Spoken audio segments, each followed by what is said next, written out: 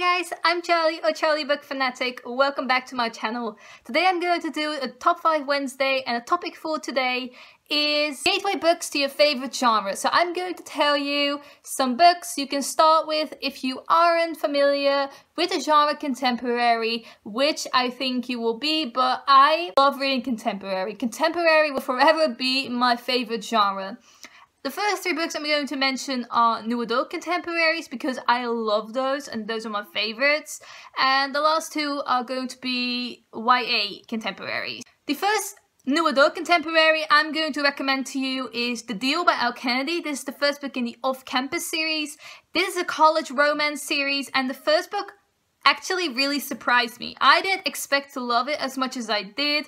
The romance is really well developed. The characters get their own backstory and their own personalities, and they are friends for most of the book. They aren't even romantic with each other for most of the book, and I really liked it. I liked how their friendship developed and how they were all flirty with each other and just their banter in general, and I feel like this is a very good introduction to new adult genre. The second book is a mix of YA and new adult elements, but it is The Boys of Summer by CJ Duggan. This is the first book in the Summer series, which is a 5-book series with a lot of novellas in between.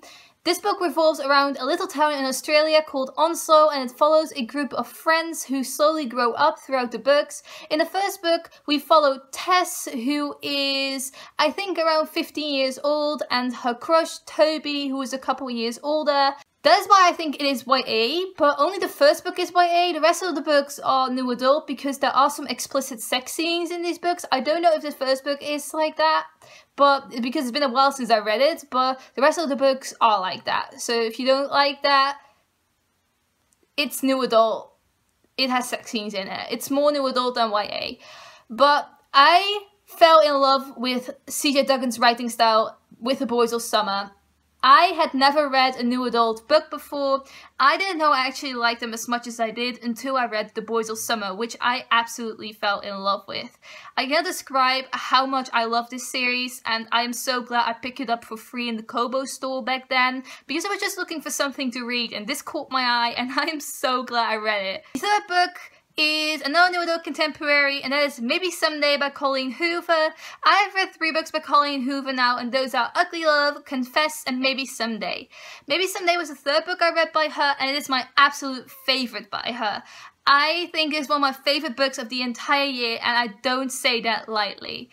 This follows a girl called Sydney who gets into a fight with her best friend after she finds out that her best friend and her boyfriend of long time have been sleeping together and have been cheating on her, and she decides to leave the apartment she shared with her best friend, and then the guy from the building across from hers takes her in as his roommate and also his best friend's roommate, and they technically fall in love, but Rich, who is the guy I was talking about, already has a girlfriend. And this book was so special. I really understood why Rich felt attracted to both of the girls in this book, because his girlfriend was a really sweet, nice girl. And the extra element to this, which I'm not going to tell you because I think you should go into it without knowing too much about it, was so cool. Like, I can't say it because I want to be vague, but because I really didn't like it when other people told us in their reviews and stuff. But I really like this extra element that Colleen Hoover added to it to make it an extra special romance, an extra special book. This is the only time I think cheating was understandable, not justified, but I feel like I got it. I got why Rich was struggling with his feelings. Then we go on to the YA contemporaries. The first one is The Sky is Everywhere by Jandy Nelson. This is Jandy Nelson's, I think it was her first book. It follows a girl who just lost her sister, and she is struggling with her grief. Then her sister had a boyfriend, and she feels really close and connected to him because they share the same kind of grief. And then there's this new boy in school which our main character really likes, but she can't let go of her grief and her sister's ex-boyfriend because they share that grief, and the new boy at school has no idea what she's going through even though she really likes him. This book really made me cry. It made me feel a lot of emotions because after this story I found out I really enjoyed reading grief stories, especially about a sibling losing another sibling. And I rate those kind of books really high, and I don't know why, especially if it's handled well. I feel like it really packs a punch for me, and I haven't lost a sibling, so I don't get why I feel so connected to those kinds of books, but I really like reading about them, and I feel like this one was truly a masterpiece. And the last one is a book I couldn't leave out of this, and that is Aristotle and Dante Discover the Secrets of the Universe by Benjamin Alire Sáenz.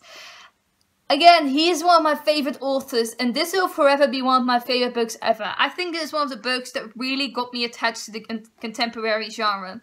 It is a story of friendship and love and two lost boys finding each other and connecting to each other. And I have reread this since I read it for the first time in 2014, and I fell in love with it all over again. I honestly can say I enjoy this story so much, and I cannot wait for the continuation that is going to come out from Dante's perspective.